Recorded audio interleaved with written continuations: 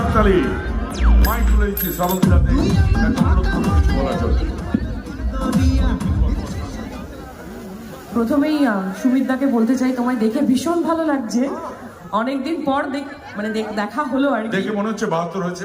না না, একদমই না, সেই কটা চোখ একই রকম আছে তো।